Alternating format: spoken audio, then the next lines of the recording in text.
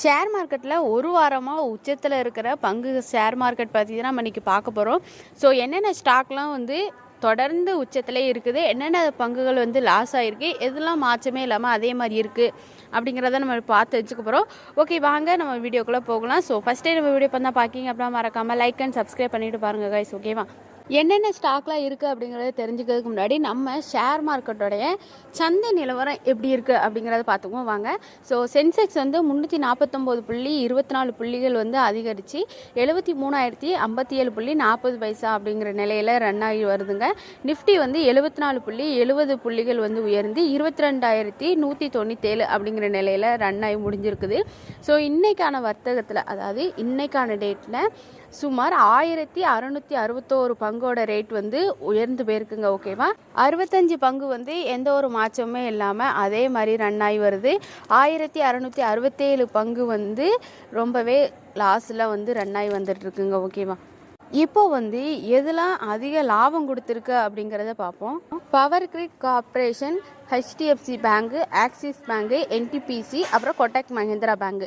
So இது எல்லாமே வந்து ரொம்ப பெரிய லாபம் எடுத்து கொடுத்துருக்குங்க. அதே மாதிரி நஷ்டம் கொடுத்த என்னதெல்லாம் இருக்குது அப்படிங்கிறத பார்ப்போம். So Hero MotoCorp, Coal India, Bajaj Auto, Eicher Motors, TCS. So இது எல்லாமே வந்து ரொம்ப பெரிய நஷ்டம் அடைஞ்சிருக்கு இன்றைக்கான டேட்டில். இப்போ வந்து பேங்கு, அப்புறம் மீடியாக்காரங்க, அப்புறம் மின்சாரம், அதாவது எலக்ட்ரிக்கு, அப்புறம் ரியல் எஸ்டேட்டு, ஸோ இந்த துறையில் எல்லாமே 0.8லேருந்து 2% வரைக்கும் ஆட்டோ, ஐடி, உலோகம் இது எல்லாமே வந்து 1% வந்து சரிஞ்சு வந்திருக்கு அப்படின்னு சொல்லியிருக்காங்க. ஓகேவா? இப்போ வந்து நம்ம மிட் கேப்பு, ஸ்மால் கேப்பை தான் பார்க்க போகிறோம். ஸோ பிஎஸ்சியில் மிட் கேப்பு, அப்புறம் ஸ்மால் கேப் குறியீடுகள் இது வந்து கொஞ்சம் வந்து நஷ்டத்தில் ரன் ஆகுது அப்படின்னு சொல்லியிருக்காங்க.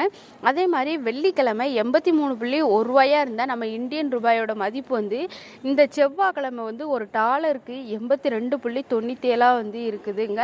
அதாவது இதிலே பார்த்தீங்கன்னா ஒரு 10-50 பைசாக்குள்ள வந்து நமக்கு வந்து ரேட் வந்து கம்மியாக இருக்குது அப்படின்னு சொல்லியிருக்கிறாங்க. ஓகே கைஸ், அவ்வளோதான் இன்றைக்கான நியூஸ் எல்லாமே நம்ம பார்த்து முடிச்சிட்டோம். ஸோ என்னென்ன இதில் கம்பெனிஸ்லாம் அதிகமாக லாபம் கொடுத்தது, என்னென்ன கம்பெனிஸ்லாம் ரொம்ப சரிவில் வந்து விட்டுச்சு, எதெல்லாம் மீடியமாக இருக்குது, என்னென்ன கம்பெனிஸ் எல்லாமே பாதியில் ரன் ஆகுது அப்படிங்கிறத ஃபுல்லாகவே பார்த்து முடிச்சிட்டோம். உங்களுக்கும் இந்த வீடியோ வந்து ரொம்பவே யூஸ்ஃபுல்லாக இருந்துச்சு அப்படின்னு நினச்சிங்கன்னா மறக்காமல் ஒரு லைக் அண்ட் சப்ஸ்கிரைப் பண்ணிவிட்டு பாருங்கள் கைஸ். ஓகேவா? நிறைய பேர் பார்க்கிங்க, நான் சப்ஸ்கிரைப் பண்ணாமல் பார்க்கிங்க. மறக்காமல் ஒரு சப்ஸ்கிரைப் பண்ணிவிட்டு பாருங்கள். டாடா பை பாய், சிவால். இது நான் உங்கள் நந்தினி. நாளைக்கு ஒரு நல்ல வீடியோவோட நான் வந்து உங்களை பார்க்குறேன். கடைசி வரைக்கும் பார்த்துட்டு இருந்த நல்ல உள்ளங்களுக்கு ரொம்ப நன்றி guys. Please keep support guys. ஓகேவா? டாடா பை பாய், சிவால். டுமாரோ பார்க்கலாம்.